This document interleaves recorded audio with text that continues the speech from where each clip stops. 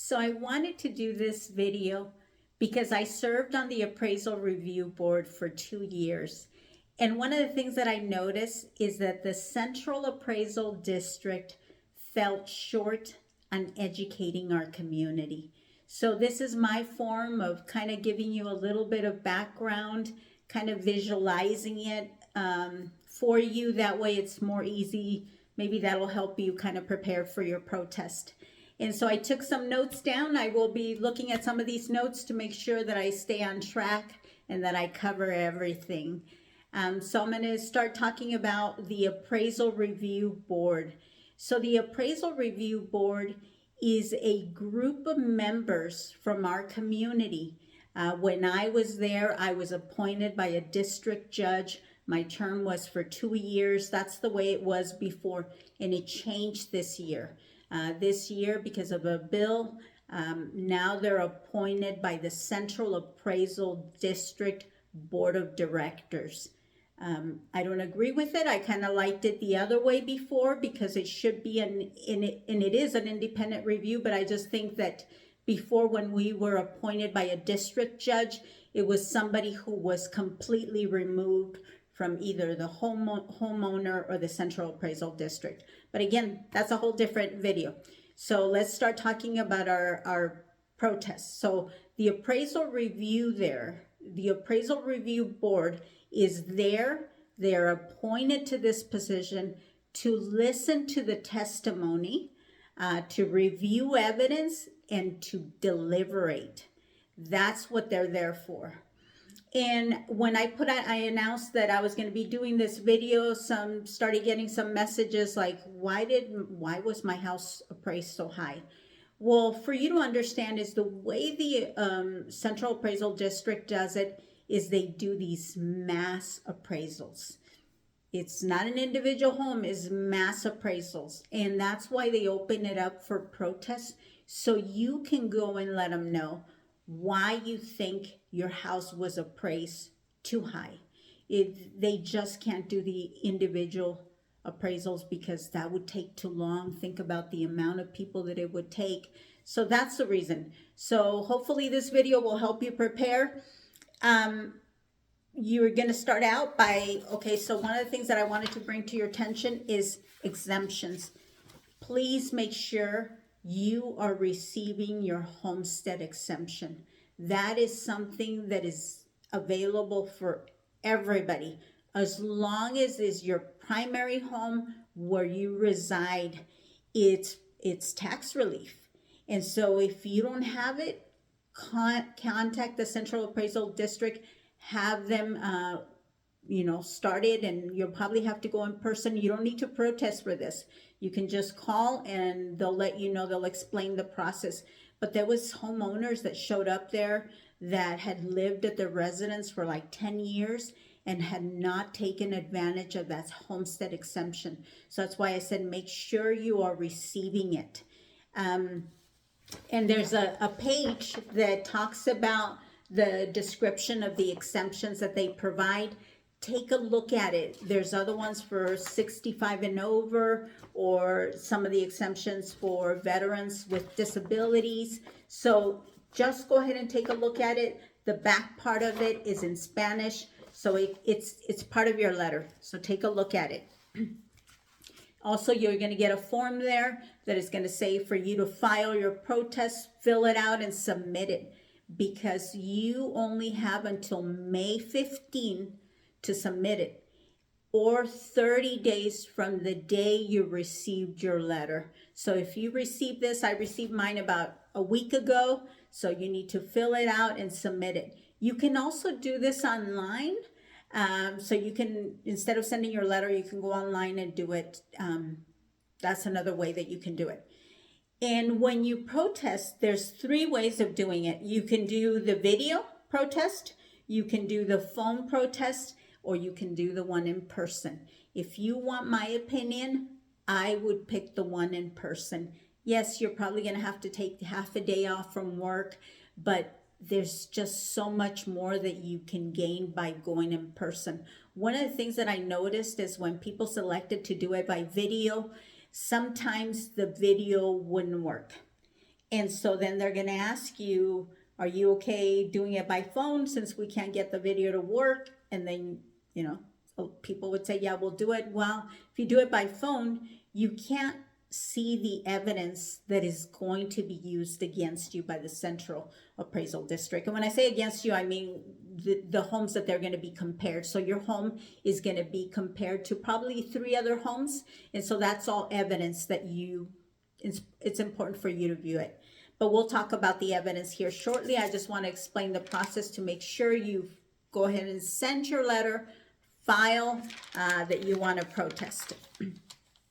So why, looking at my notes, so there's 2 ways of protesting. And this is the other thing that I noticed, people would get confused because they said, oh yeah, I went to protest and I went before the appraisal review board, and they never did. So it's 2 ways. It's the formal and informal. So when you go there, you're going to go do the informal first, and you're going to meet with somebody from the Central Appraisal District. And you're going to have your little session with them, and you're going to show them your evidence.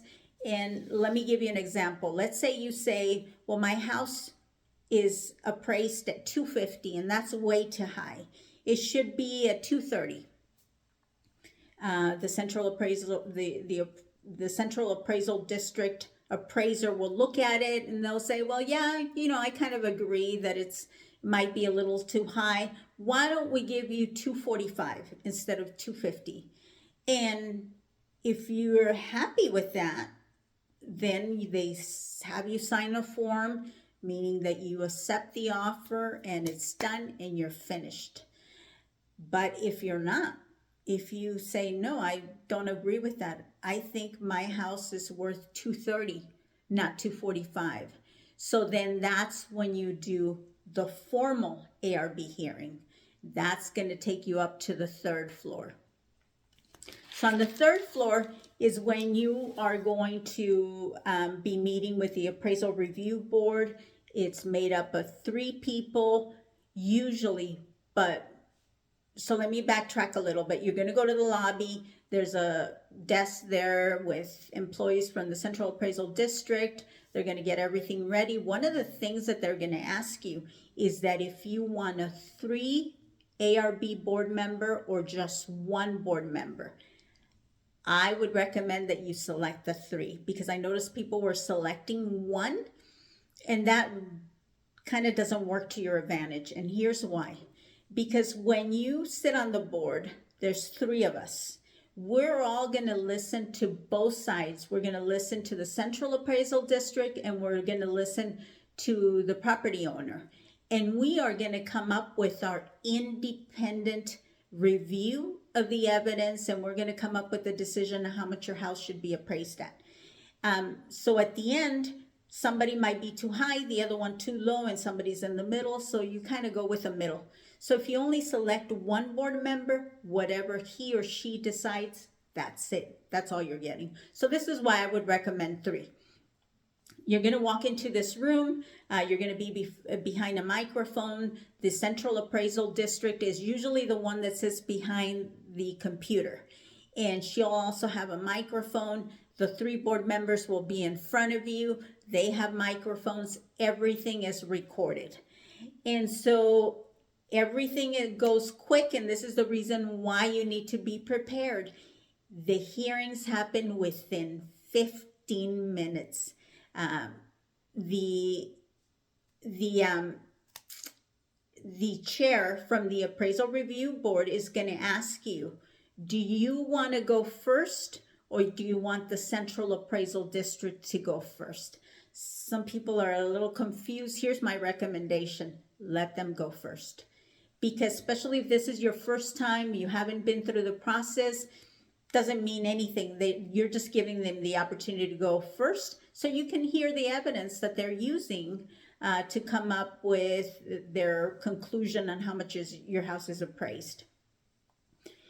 And so let them go first. They have 3 minutes, and then you get a minute to ask any questions. So whatever they presented, there'll be a big screen on the side of the that little room where you'll be seeing the evidence. They'll pull up the properties. They'll tell you how much each one is appraised and how they came up with a conclusion that how much your house is worth.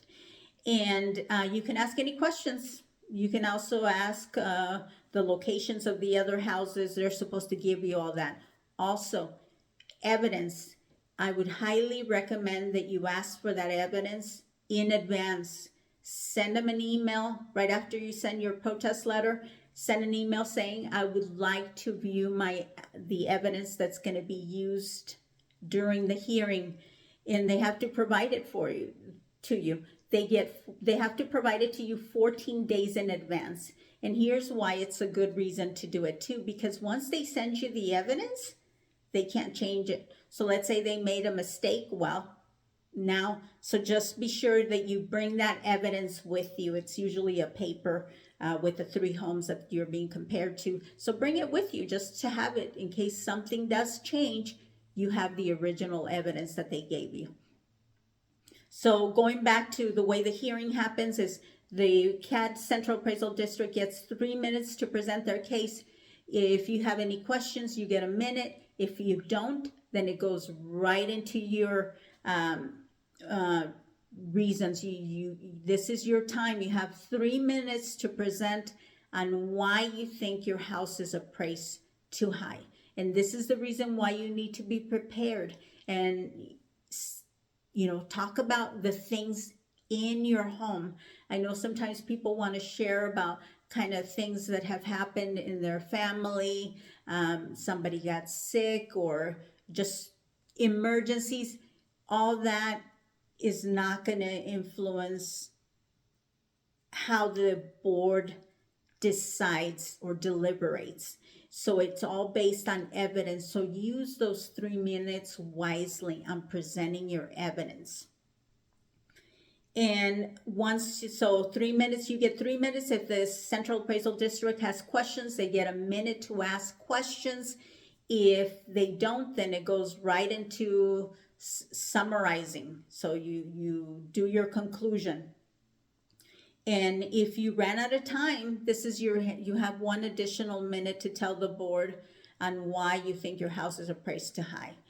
But for evidence, what should you bring for evidence? Well, walk around your house, take pictures of the damages. Let's say we just had these terrible windstorms and they blew some of your tiles from your roof off. Then go and take pictures of them. Let's say you have a leak in the roof and you can see the stain.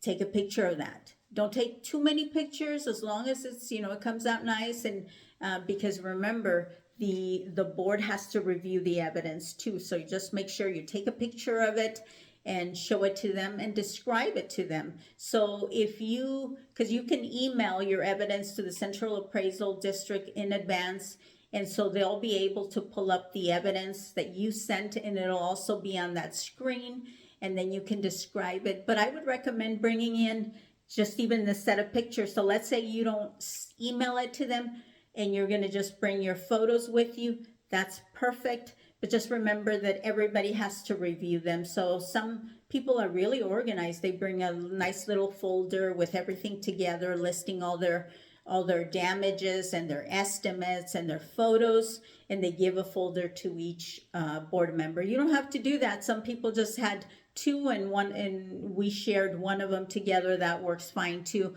But just remember, you have to have a copy also for Central Appraisal District because they get to keep it. And this is the reason why it's important also that people think that they can bring their phones, and nope, you can't use phones. So if your pictures are on your phone, which a lot of us do that, a lot of us take pictures and keep it on our phone, you can't do that. Just be sure you email them or bring hard copies because they do have to keep that evidence with them.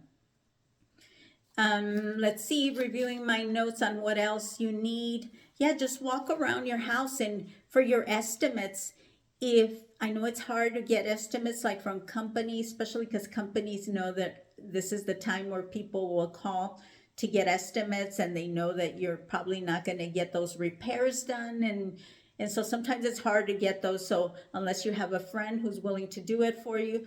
But the other way you can do it too that works is, let's say you have some broken tiles that need to be repaired. Well, more than likely, if they need to be repaired, you're going to have to get a whole new set of tiles because your whole room, they don't have that style anymore.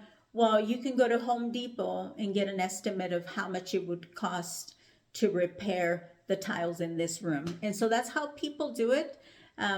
Like I said, you can get estimates online and just bring a copy of the page that says, this is where I got my estimate, this is how much each tile goes. So again, the more you get organized, like I said, just something to show.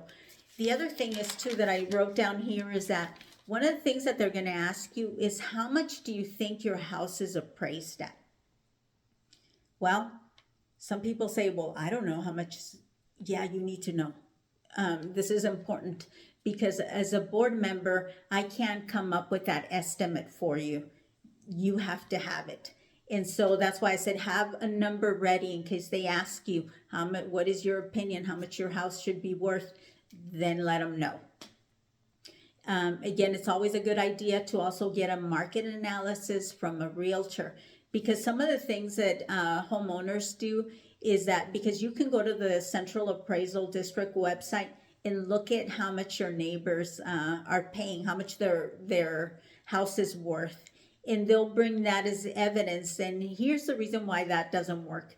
Because let's say my neighbor's house is similar to mine, but their house is appraised a lot lower than mine.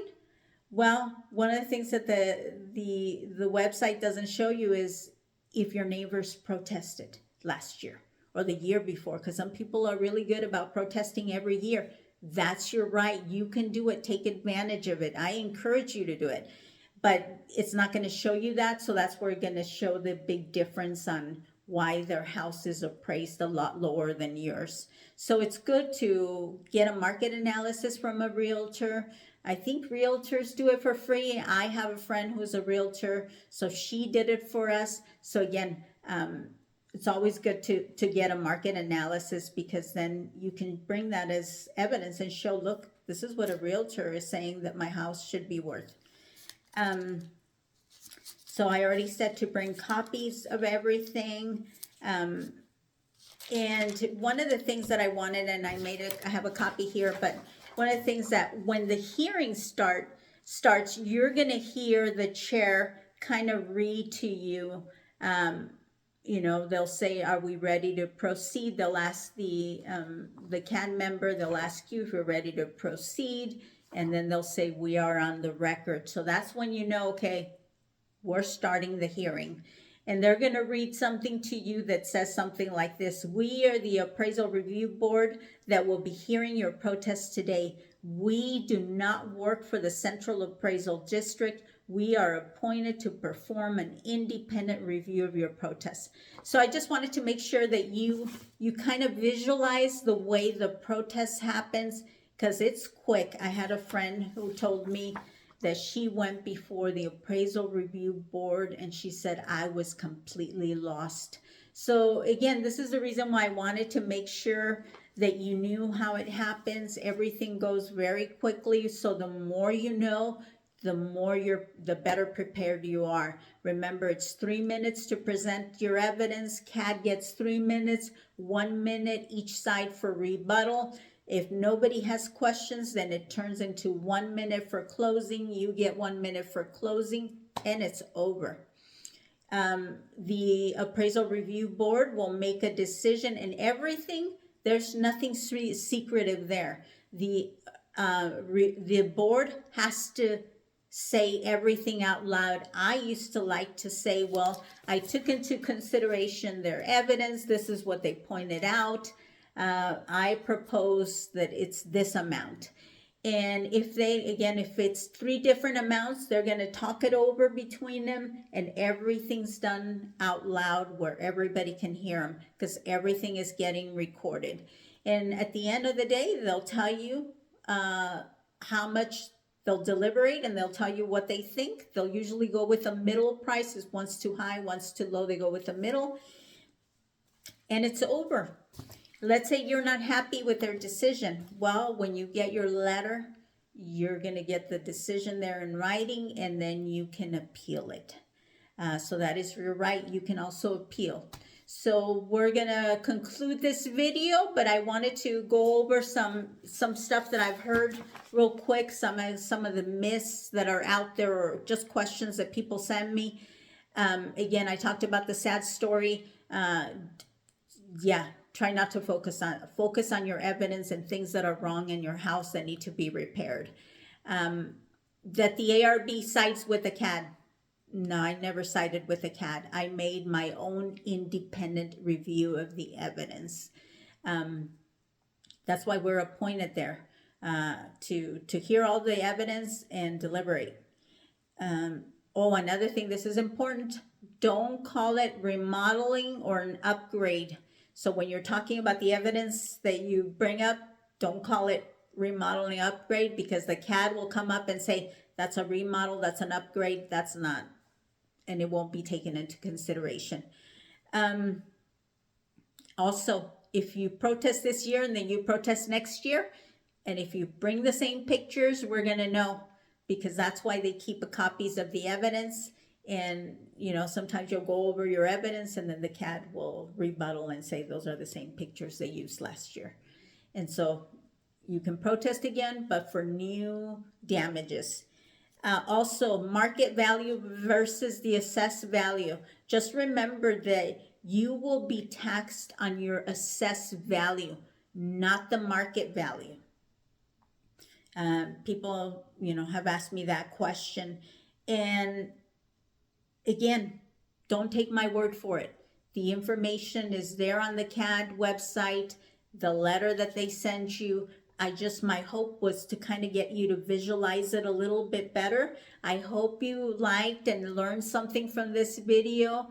Please like and share and talk to your friends. Like when I started serving in the Appraisal Review Board, I was sharing this information with some ladies that I know, and I told them about the exemption, like the over 65, and the lady goes, "What?" She's like, "I don't have that."